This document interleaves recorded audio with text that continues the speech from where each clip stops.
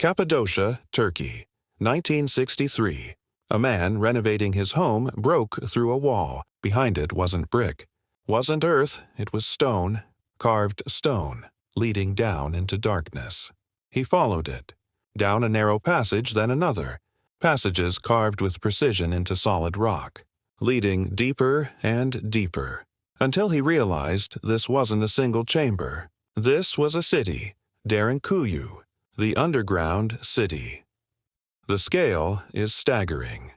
18 stories deep, descending 280 feet into the earth, enough space to house 20,000 people, carved entirely from volcanic rock by hand. No explosives, no machinery, just tools and determination. The architecture is impossible. Narrow passages designed so that only one person can pass at a time. Wide central halls for gathering, rooms for storage, kitchens, bedrooms, temples. Water systems fed by springs 280 feet below the surface. Not a shelter, not a refuge. A complete city, underground. Built thousands of years ago. The questions are terrifying. Who built this? How long did it take? Centuries, millennia? When did they build it? And more importantly, why? Why would an entire civilization abandon the surface and live in darkness? The standard explanation. Archaeologists say Derinkuyu was a refuge, built by the Hittites or Phrygians, a place to hide from invaders, from raids, from the chaos of surface warfare. That makes sense, logical, reasonable. But is it true? Because here's what doesn't fit: the scale. You don't build a city for 20,000 people just to hide temporarily from raids. That's permanent infrastructure. That's abandoning the surface world. That's preparing for something catastrophic. The real question: what were they running from? And more importantly, why is their answer still relevant today? Because we're building underground cities again. Nuclear bunkers. Doomsday shelters. Underground luxury apartments for billionaires. We're preparing for what? Climate collapse, nuclear war, cosmic impact, pandemics. We don't have to say. But we're doing exactly what Derinkuyu's builders did 3,000 plus years ago. We're running underground, and we're not telling anyone why. Nobody knows for certain who built Derinkuyu. That's the first mystery. The official answer: archaeologists credit the Hittites around 1600, 1200 BC, or the Phrygians around 1200, 700 BC. Both civilizations lived in Cappadocia. Both faced constant threats from invaders. Both had the organizational capacity to undertake massive construction projects. But neither civilization left records explaining Derinkuyu. No inscriptions, no dedications, no historical accounts saying, "We built this." It's as if the builders deliberately left no signature. The scale demands explanation. Building an underground city isn't a small project. Carving 18 stories into solid volcanic rock requires thousands of workers, decades, minimum, of continuous labor, advanced understanding of geology and water systems, organizational infrastructure to feed and house 20,000 people, complete knowledge of ventilation, how to draw fresh air 280 feet underground. The Hittites and Phrygians were advanced civilizations. But this level of engineering seems beyond what we credit them with. Yet here it stands, proof that they did it. The question of timing. When was it built? Archaeologists date it to around 1200 to 700 BC based on pottery shards and artifacts found inside. But that's recent construction. What if Derinkuyu was built earlier? What if the Hittites and Phrygians inherited it, expanded it, adapted it? What if the original builders were someone else entirely? The sophistication. Derinkuyu has features that suggest advanced knowledge. Multiple ventilation shafts pulling fresh air from the surface, water systems fed by underground springs, gravity-fed downward, narrow defensive passages designed as choke points against invaders, storage rooms carved to maintain temperature, acoustic properties that allow sound to carry in specific ways. This isn't primitive shelter building. This is engineered civilization. The labor mystery. To carve 18 stories into solid rock by hand would require estimated 2.3 million individual cuts with stone tools.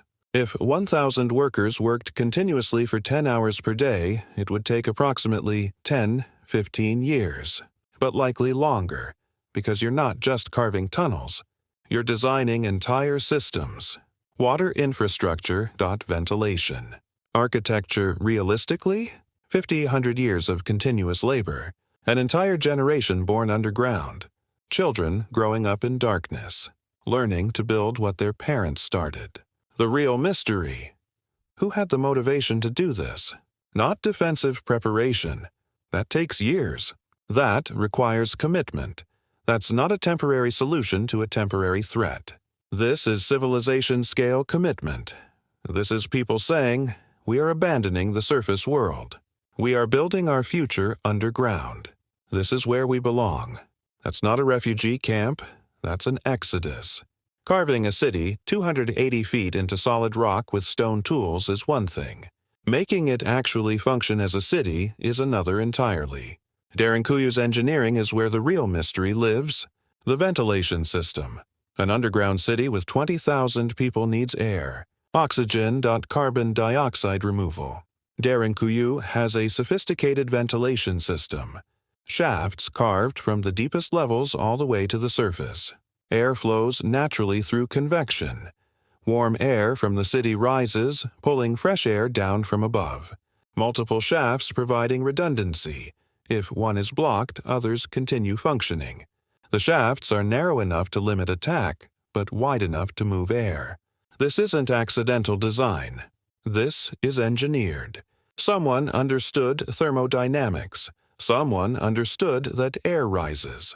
Someone designed a system that works passively, without machinery. The water system. Underground cities need water, lots of it.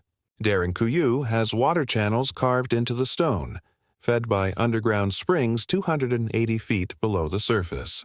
The water flows through the city via gravity, feeds multiple levels, has storage reservoirs for dry seasons, is clean enough to drink, tested in modern times. Again, engineered, not lucky, not accidental. Someone understood hydrology. Someone traced underground water sources. Someone designed a system that has functioned for 3,000 plus years without maintenance. The defensive architecture. The passages aren't wide, they're narrow, single file. Why? Because width equals vulnerability. A narrow passage can be defended by one person against hundreds. The doors, made of stone wheels that can be rolled to seal passages. So heavy they'd take multiple people to move. Designed to cut off entire sections of the city. If invaders breached the upper levels, entire floors could be sealed off. The population below continues living, insulated from attack. The acoustic design, sounds in Derinkuyu carry in specific ways. Chambers have natural acoustics that amplify or muffle sound. This might be accidental, or it might be designed. If designed, it suggests understanding of sound waves, of how vibration travels through stone, of how to use architecture to communicate across distances. The storage rooms. Carved into the walls are chambers of various sizes. Small rooms, large rooms, rooms carved at specific depths. Archaeologists believe these stored grain, oil, wine, dried foods. Why different sizes? Because different foods require different storage conditions. The builders understood this. They created a tiered storage system based on what each product needed. The real mystery. All of this engineering suggests one thing.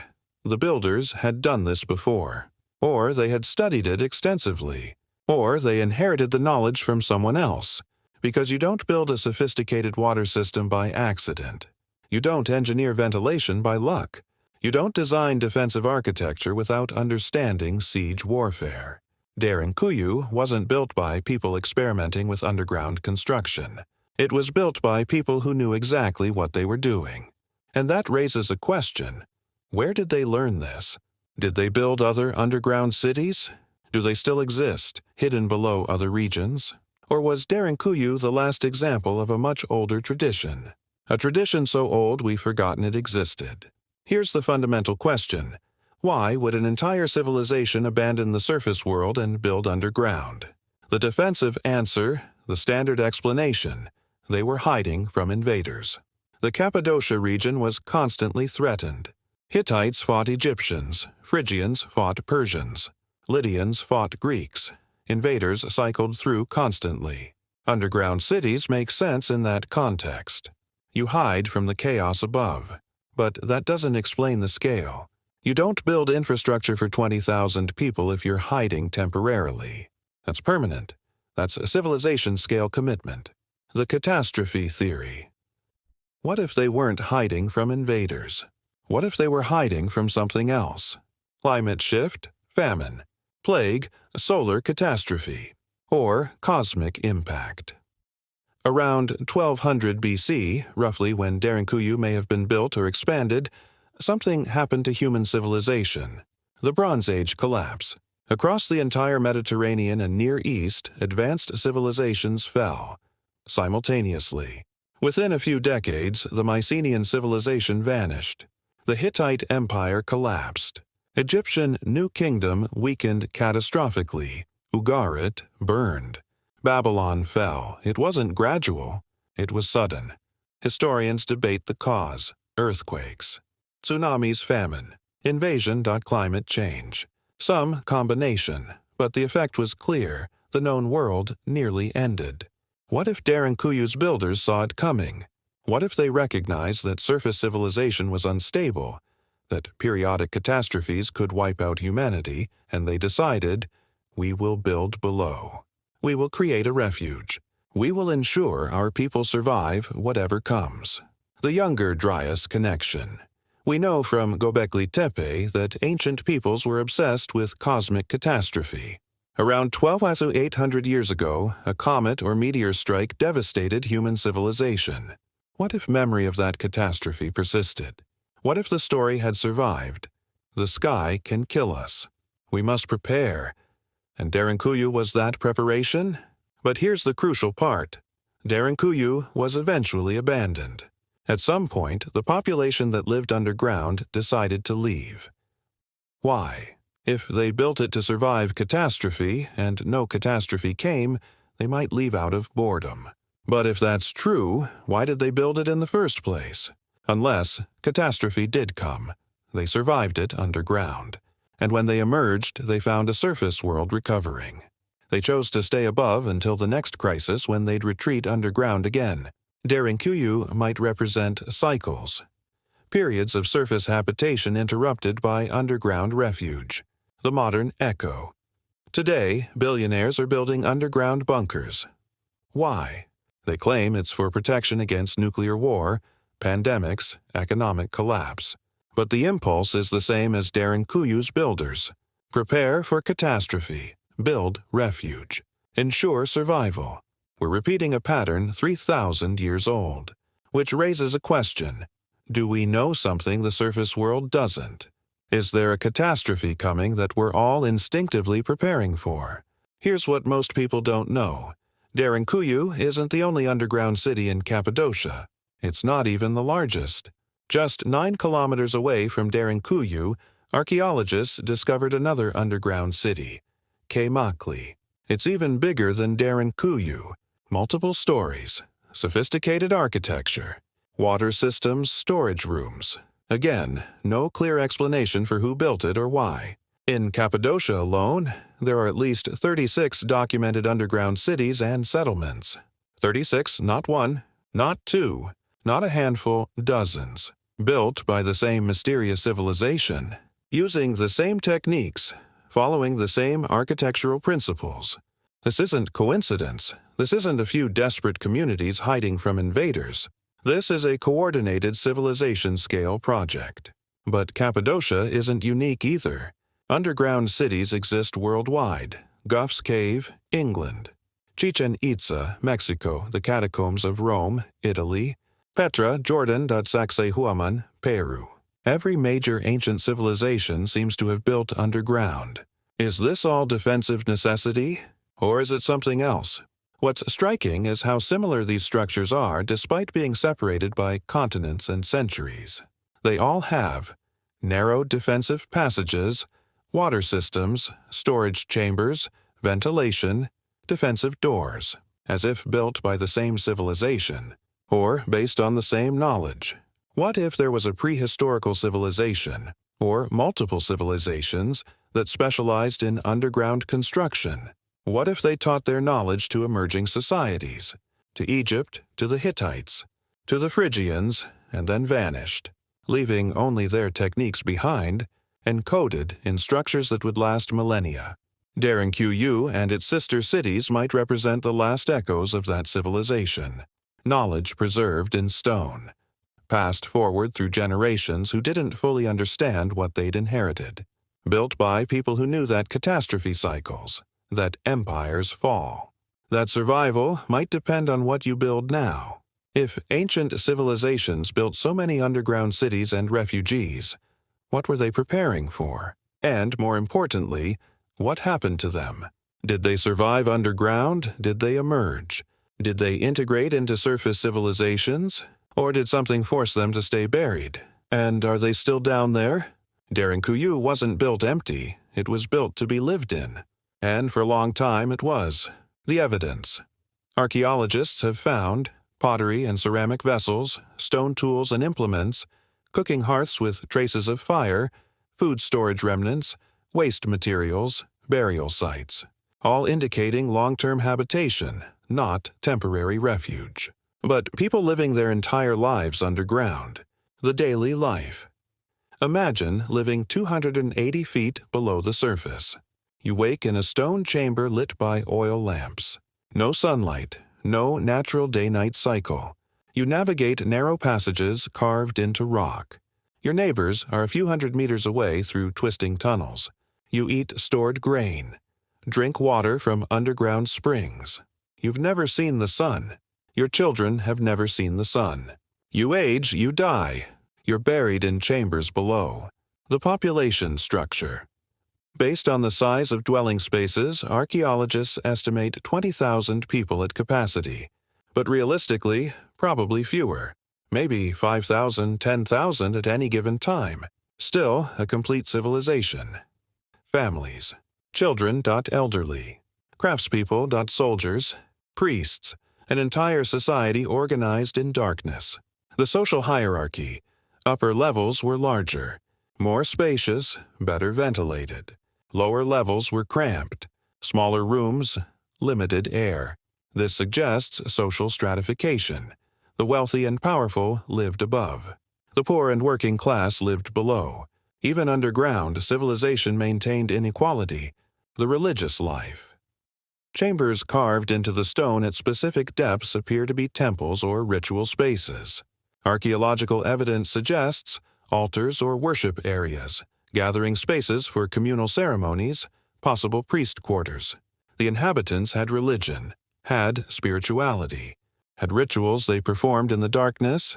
What did they worship? What did they pray for? Survival? Safety?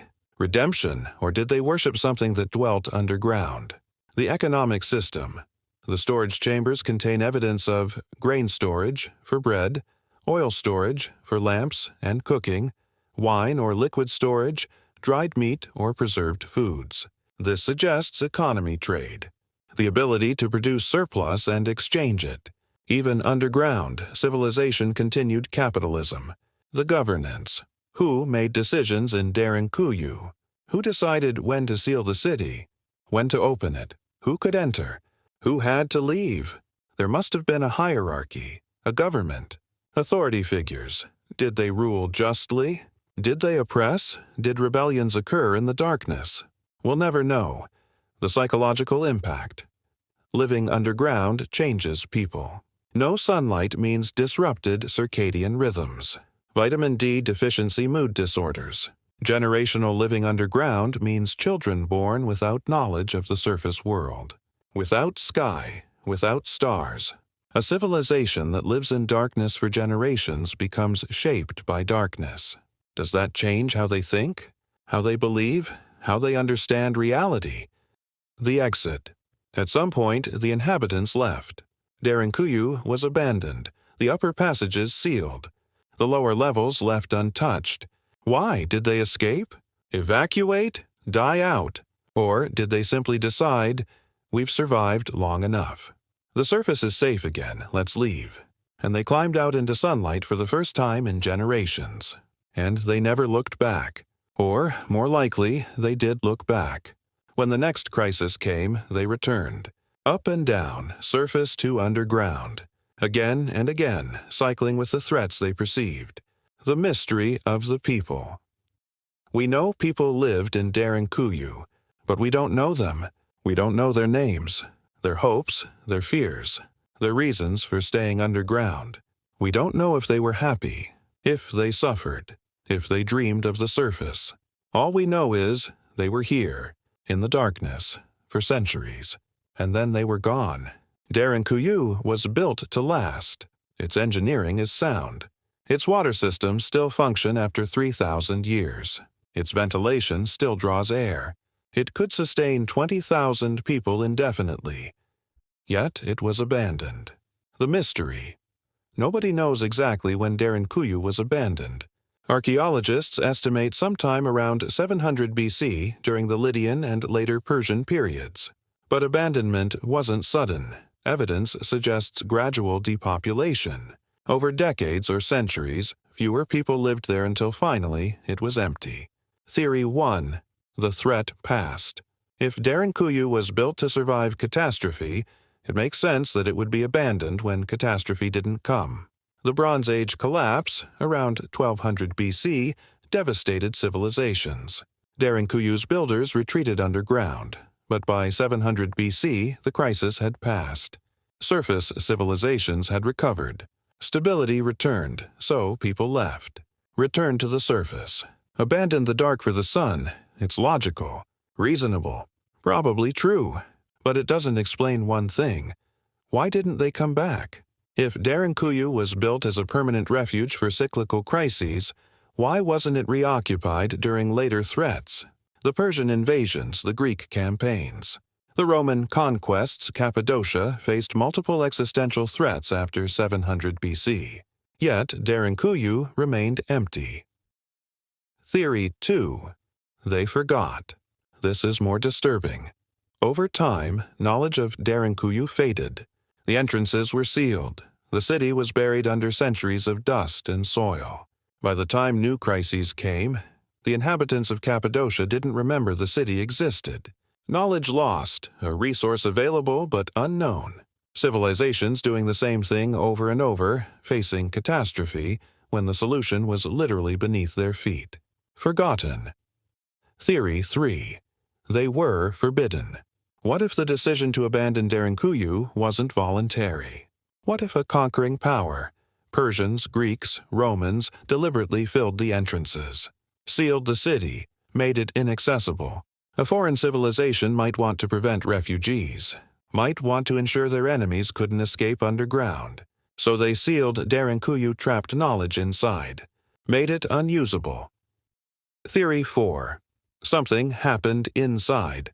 The darkest theory, what if Derinkuyu wasn't abandoned? What if the inhabitants never left? What if they died? Disease, starvation, some catastrophe struck underground and wiped out the population.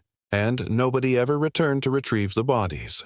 The city became a tomb, a mass grave 280 feet below the surface, sealed by time and circumstance, until modern archaeologists accidentally opened it. The psychological break. Living underground for generations changes people. By the second or third generation born below, the surface might seem foreign, terrifying, too bright, too open, too exposed. What if eventually the surface dwellers above and the underground dwellers below became separate peoples? So separate that when the city was eventually abandoned, the surface dwellers didn't want to go back down. They'd evolved differently, adapted to sunlight, adapted to open sky. Underground felt like death to them now.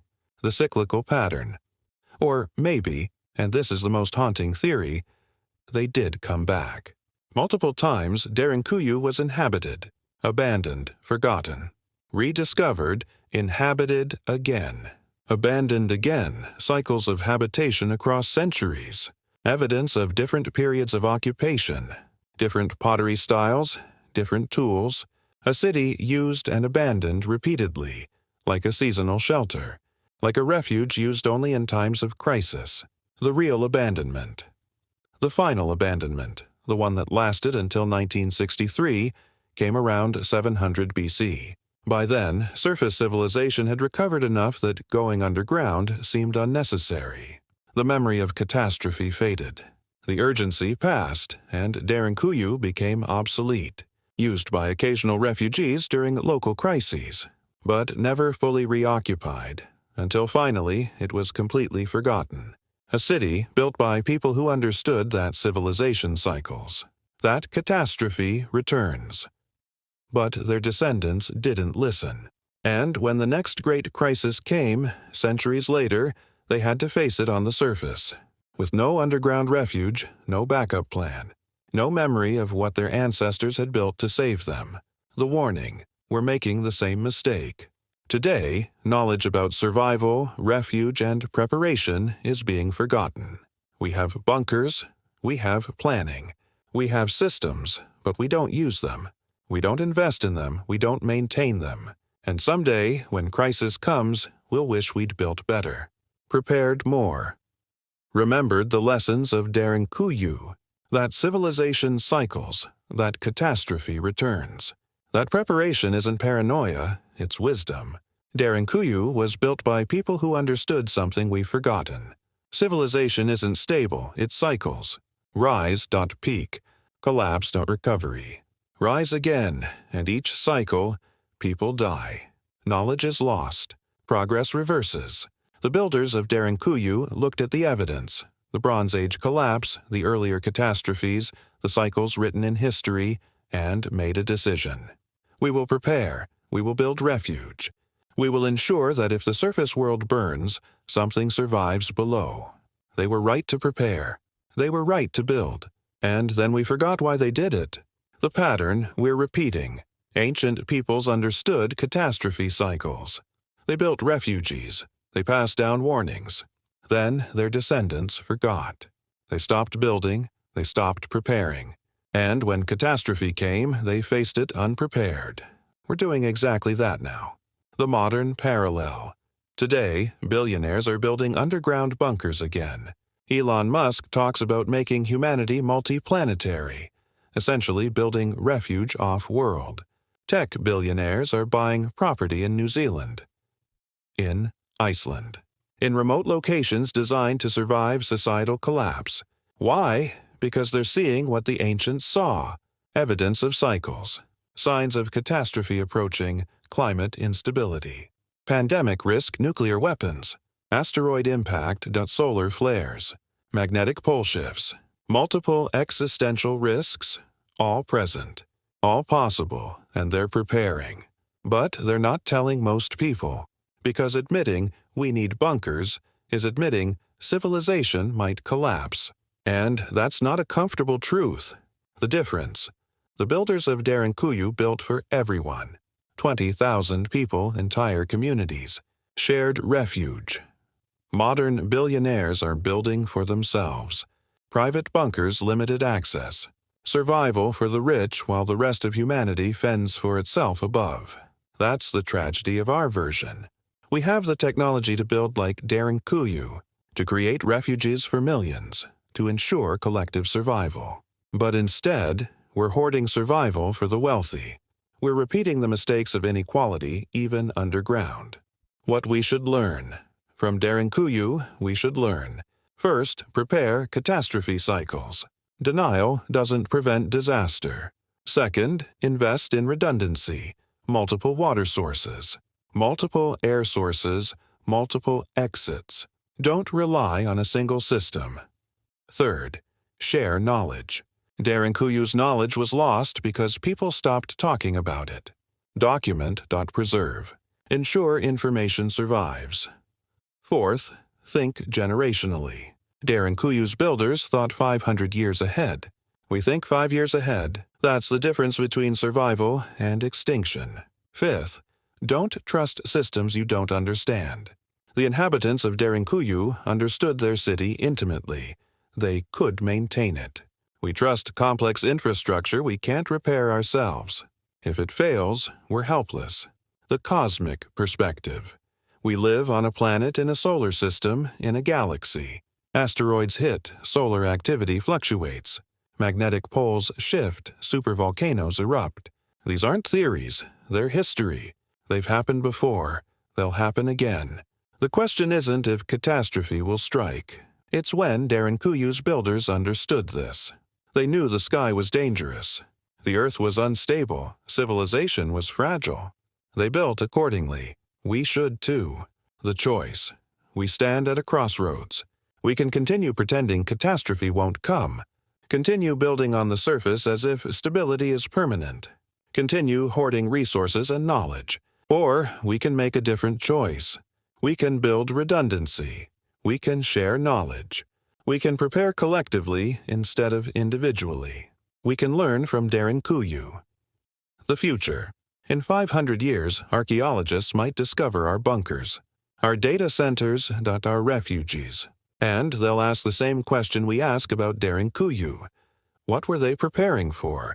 And they might find records, digital archives, evidence that we knew catastrophe was coming. And they might ask, why didn't they prepare better? Why didn't they build more? Why did they wait until it was too late? Or they might ask something worse. Did they prepare underground? Did they survive below while the surface burned? And we won't be there to answer. The real warning. Derinkuyu isn't just a historical curiosity. It's a message from the past. A whisper from a civilization that understood what we've forgotten. Catastrophe comes, be ready. Build for survival. Prepare for when the surface can no longer sustain you. We heard that message 3,000 years ago when Derinkuyu was built. We ignored it, we forgot it. We abandoned it. Now it's emerging again. A new city, new bunkers, new preparation. But this time, we have a choice. We can repeat history, prepare for ourselves, forget why, and abandon the refuge.